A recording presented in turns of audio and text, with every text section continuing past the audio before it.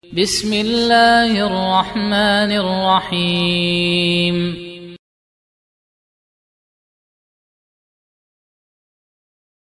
Assalamualaikum warahmatullahi wabarakatuh. Alhamdulillahi ala ihsanih, wa syukru lahu ala taufiqihi wa amtinanih, wa ashhadu an la ilaha illallah wahdahu la syarikalah ta'ziman li sya'nih, wa ashhadu anna Muhammadan abduhu wa rasuluh ad-da'i ila ridwanih sallallahu alaihi wa ala alihi wa ashabihi wa ikhwanih. Ya ayyuhalladzina amanu taqullaha haqqa tuqatih wa la tamutunna illa wa antum muslimun. Ya ayyuhan nasu taqu rabbakumul ladzi khalaqakum min nafsin wahidah wa khalaqa minha zawjaha wa batha minhuma rijalan katsiran wa nisaa'a wattaqullaha alladzi tasaaluna bihi wal arham innallaha kana 'alaikum raqiba. Ya ayyuhalladzina amanu taqullaha wa qulu qawlan sadida yuslih lakum a'malakum wa yaghfir lakum dhunubakum wa may yuti'illaha wa rasulahu faqad faza fawzan 'azima. Amma ba'd. Fa ikhwani fid din, jamaah salat Jumat kaum muslimin yang saya cintai dan saya muliakan, rahimani wa rahimakumullah. Semoga Allah Subhanahu wa taala senantiasa mencurahkan rahmatnya kepada kita sekalian. Di kesempatan yang mulia ini, kami ingin mengingatkan salah satu dosa terbesar yang dapat membatalkan keimanan kita, yang dapat menghapuskan keislaman kita, yang menyebabkan kita murtad keluar dari Islam. Walaupun di KTP kita masih tertulis beragama Islam, walaupun kita melakukan sholat, puasa dan zakat, semua itu tidak ada gunanya, karena Allah tidak menerima amalan orang-orang yang telah batal Islamnya, yang telah hilang imannya, yang telah lenyap tauhidnya. Salah satu dosa terbesar itu, jamaah sekalian, adalah sihir dan perdukunan. Praktek sihir dan perdukunan adalah dosa yang membatalkan keislaman. Dan inilah yang dilakukan oleh orang-orang Yahudi dahulu. Allah ingatkan dalam Al-Quran, Alam tara ilal ladzina utu nasiban minal kitabi yu'minuna bil jibti wat tagut. Tidakkah engkau melihat orang-orang yang telah diberikan anugerah kitab Allah, diturunkan kepada mereka Taurat. Awalnya mereka beriman dengan Taurat, kemudian mereka tinggalkan Taurat, mereka tinggalkan keimanan kepada Allah. Yu'minuna bil jibti wat tagut, karena mereka telah beriman kepada Ajibit dan At-Tagut. Kata Umar bin Khattab radhiyallahu anhu, Al-Jibit adalah sihir dan Tagut adalah setan. Kata sahabat Jabir, Tagut itu juga termasuk para dukun. Maka orang-orang Yahudi, kata Allah, tadinya beriman, tadinya memiliki ilmu dari Alkitab, dari wahyu yang Allah turunkan. Kemudian mereka tinggalkan ilmu itu, mereka beriman kepada sihir dan beriman kepada para dukun. Dengan sebab itu mereka menjadi kafir. Jadi jemaah sekalian, ayat ini mengingatkan kita, bisa jadi orang itu beriman sebelumnya, bahkan punya ilmu, dia paham agama, lalu dia mempercayai sihir, dia mempercayai para dukun. Dengan sebab itu batalah Islamnya, hilanglah Islamnya.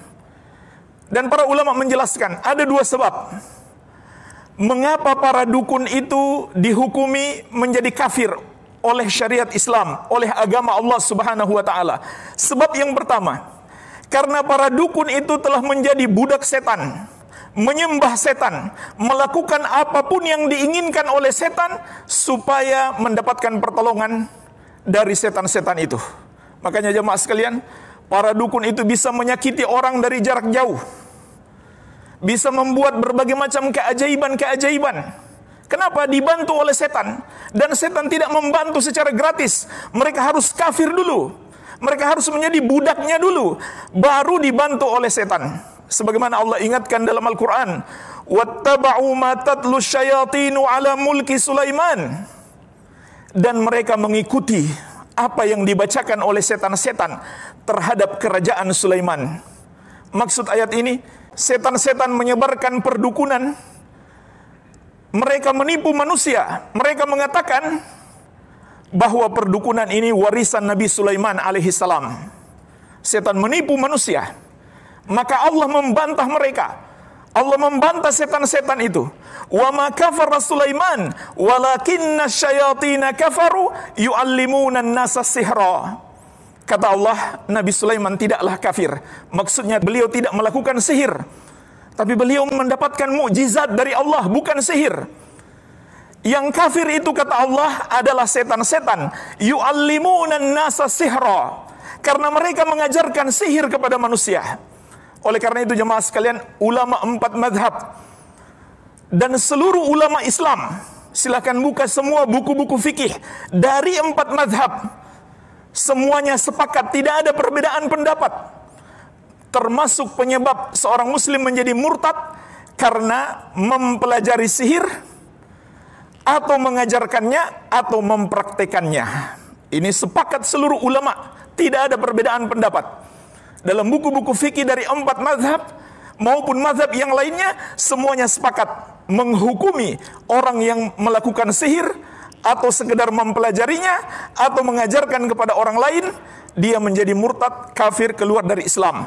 Karena dengan tegas dalam ayat ini kata Allah, setan-setan mengajarkan kekafiran kepada mereka, mengajarkan sihir, dan ini diantara sebab setan-setan dan para pengikutnya dihukumi kafir oleh syariat. Sebab yang kedua, mengapa tukang sihir itu kafir dalam syariat? Karena mereka mensejajarkan diri mereka dengan Allah yang maha tahu perkara gaib. Padahal Allah telah menegaskan, "Qul la ya'lamu man fis samawati wal ardil ghaiba illallah." Katakanlah, tidak ada satupun makhluk, baik di langit maupun di bumi, yang mengetahui perkara gaib kecuali Allah Subhanahu wa ta'ala. Jemaah sekalian, makhluk di langit adalah malaikat. Makhluk di bumi, siapapun yang tinggal di bumi, termasuk para nabi dan rasul, mereka tidak tahu perkara gaib, kata Allah. Malaikat, seluruh nabi dan rasul, mereka tidak mengetahui perkara gaib, hanya Allah yang mengetahuinya. Lalu ada manusia yang mengaku-ngaku tahu perkara gaib, maka mereka telah menyamakan diri mereka dengan Allah Subhanahu wa ta'ala. Dan apabila para nabi dan rasul mengetahui perkara gaib, itu karena Allah berikan wahyu. Kalau Allah tidak berikan wahyu, mereka pun tidak tahu. Sebagaimana kata Allah, "Alimul ghaibi fala yudhiru ala ghaibihi ahadan illa man irtada mir rasulin." Allah yang maha mengetahui perkara gaib, maka Allah tidak tampakkan perkara gaib tersebut kecuali kepada rasul yang Allah ridhoi. Jadi manusia mengetahui perkara gaib, mengetahui apa yang akan terjadi masa depan, itu hanyalah melalui jalan wahyu yang dibawa oleh malaikat Jibril dan diberitahukan kepada para nabi dan rasul alaihi wassalatu wassalam. Oleh karena itu jemaah sekalian, ketika ada manusia, dia bukan seorang nabi dan dia mengaku tahu masa depan, maka ketahuilah dia adalah seorang pendusta besar. Dia adalah seorang pendusta besar. Tapi pertanyaannya jemaah sekalian, mengapa terkadang ramalan para dukun itu terjadi sesuai kenyataan? Maka ketahuilah jemaah sekalian, justru kita sebagai seorang muslim semakin yakin jika ramalan para dukun itu terjadi sesuai kenyataan, bahwa mereka memang betul-betul dukun. Karena Allah dan Rasulnya telah mengabarkan, setan-setan membantu mereka untuk mengetahui masa depan yang dicuri dari pembicaraan malaikat. Jadi malaikat-malaikat yang Allah tugaskan untuk melakukan sesuatu di masa depan, lalu para malaikat ini berbicara dan dicuri dengar oleh setan-setan dari kalangan jin. Lalu setan-setan itu mendatangi para dukun dan mengabarkan apa yang akan terjadi. Lalu para dukun di muka bumi tampil sebagai seorang yang katanya orang pintar atau paranormal, dia bisa tahu masa depan. Padahal itu adalah kerjasama antara para dukun itu dengan setan-setan. Sebab mereka telah menghamba kepada setan-setan itu. Dalam Al-Quran Allah sebutkan tentang ucapan para jin. Para jin ini dulu mereka kafir, kemudian mereka masuk Islam. Lalu mereka bercerita, Allah sebutkan di surat Al-Jin. Mereka mengatakan, "Wa anna kunna naq'udu minha maqa'ida lis-sam'i fama yastami'il ana yajid lahu shihabar rasada." Bahwasanya dahulu kami di masa jahiliyah, di masa sebelum Nabi SAW diutus, duduk di satu tempat di bawah langit, di atas awan, sebagaimana disebutkan dalam hadis yang sahih. Dari situlah kami mendengarkan ucapan para malaikat akan apa yang Allah tugaskan kepada mereka untuk terjadi di muka bumi. Jadi Allah kabarkan kepada kita, begini prosesnya. Para dukun mengetahui hal-hal yang gaib sehingga mereka meramal masa depan. Setan-setan itu mencuri pembicaraan malaikat. Siapa yang mendengarkan sekarang, dia akan mendapati panah-panah api. Yaitu setelah Nabi Muhammad SAW diutus, Allah menjaga langit dengan panah-panah api untuk menyerang para setan-setan itu. Tapi jemaah sekalian, Nabi SAW mengabarkan, walaupun di panah api mereka berkorban untuk menyesatkan manusia, mereka tetap melakukan itu. Sebagaimana kata Nabi SAW, mereka bersaf-saf dari bumi sampai ke suatu tempat di bawah langit. Fayasma'ul kalimah thumma yulqiha ila man tahtahu thumma yulqiha al-akhar ila man tahtahu hatta yulqiyaha ala lisanis sahir awil kahin. Setan yang paling atasnya, dialah yang mendengarkan pembicaraan malaikat. Lalu dia sampaikan kepada yang ada di bawahnya.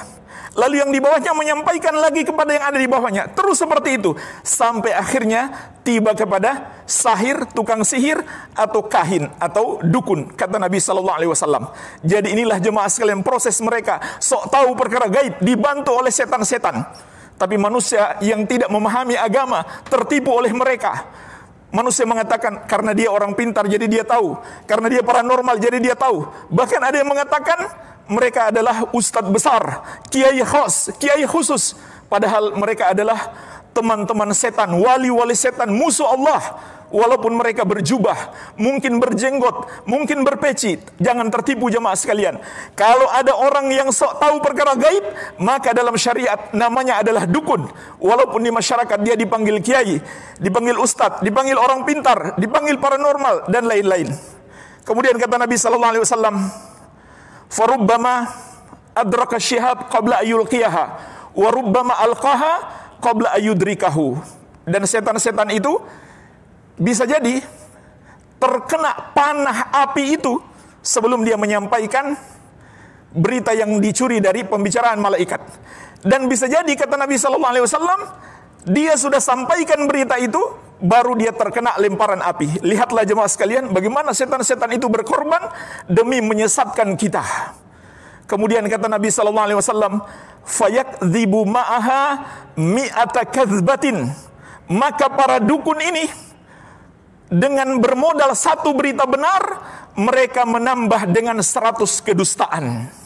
Perhatikanlah jemaah sekalian, Nabi SAW mengabarkan kepada kita, manusia yang paling banyak berdusta adalah para dukun. Manusia yang paling suka berbuat dosa adalah para dukun.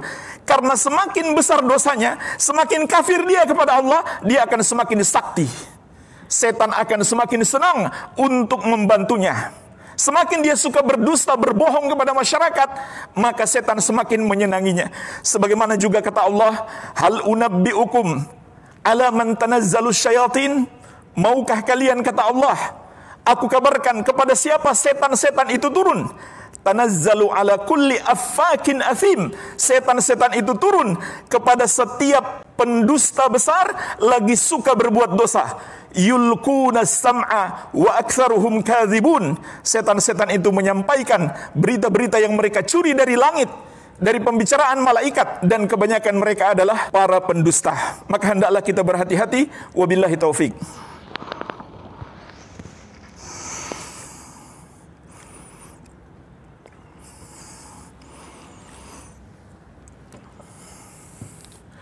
Alhamdulillah, wassalatu wassalamu ala rasulillah wa ala alihi wa sahbihi wa man walah, wa la hawla wa la quwata illa billahi, amma ba'd.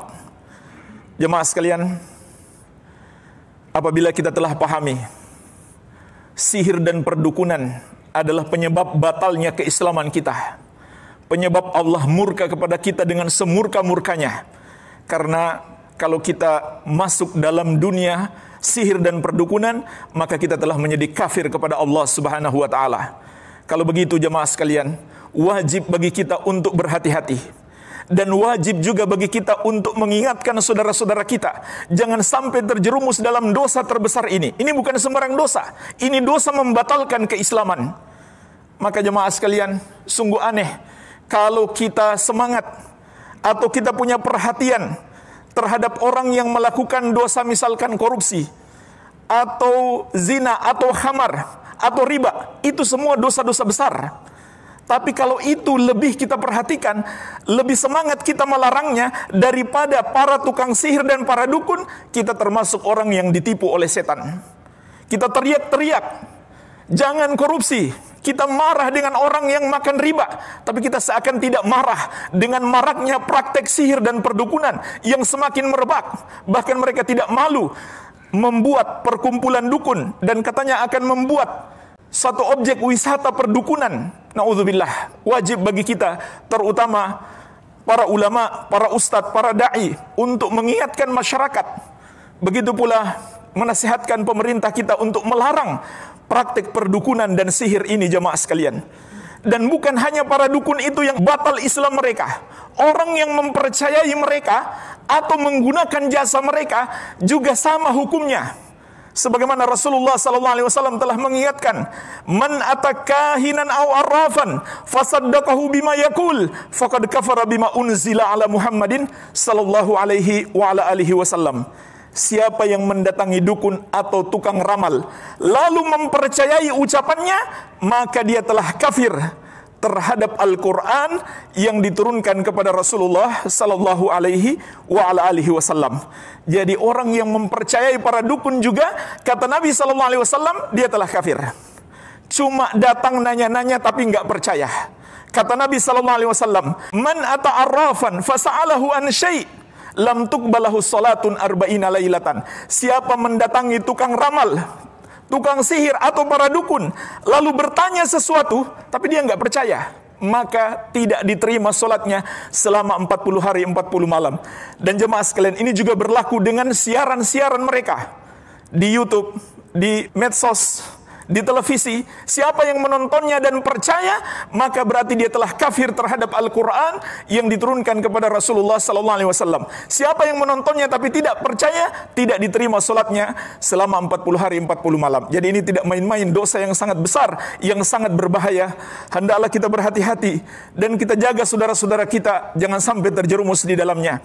Allahumma salli ala Muhammad wa ala ali Muhammad kama sallaita ala Ibrahim wa ala ali Ibrahim innaka Hamidum Majid. Allahumma ighfir lil muslimina wal muslimat wal mu'minina wal mu'minat al ahya'i minhum wal amwat innaka sami'un qaribun mujibu da'awat. Rabbana atina fid dunya hasanah wa fil akhirati hasanah wa qina adzabannar. Wa sallallahu ala nabiyyina Muhammadin wa alihi wasallam wa akhiru da'wana anil hamdulillahi rabbil alamin.